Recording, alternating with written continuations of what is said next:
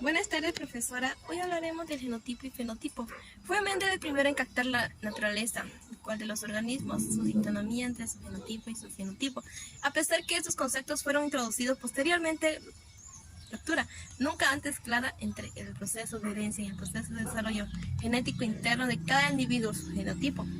Es una consecuencia de las leyes de herencia, son leyes de organismo, el fenotipo, que depende del estado de los genes, pero no de las leyes de su herencia. El genotipo se transmite y se expresa, y el fenotipo es la expresión del genotipo.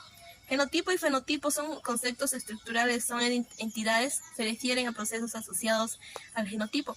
El genotipo se transmite y se expresa. La palabra genotipo se refiere a la composición genética, variantes de un gen que son portados por un organismo. Los humanos son organismos diploides, lo que significa que tienen dos alelos en cada posición genética o locus, con un alelo heredado de cada padre. Características del genotipo.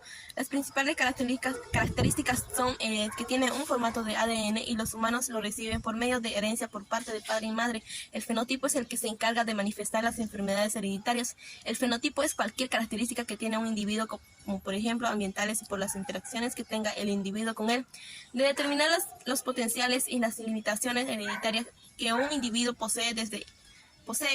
Entre los organismos que genes que son heredados por parte de ambos padres tendrán un genotipo único, con excepción de aquellos individuos, como los gemelos que vemos, que son idénticos.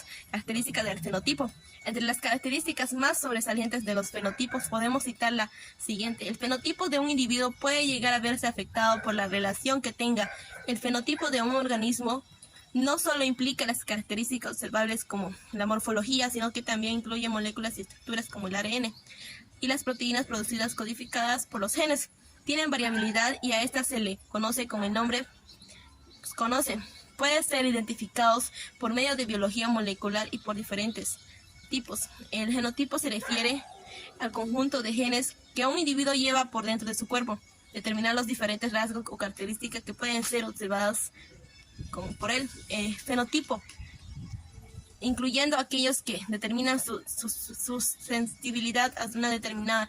El fenotipo es la variación que hay entre los cromosomas XX y XY, el genotipo se representa cuando los genes que forman el genotipo se expresa en el individuo por medio de características que pueden ser observadas a simple vista. Depende de los genes que son heredados y también son influenciados por ellos. El fenotipo nos muestra, por ejemplo, los síntomas de un individuo.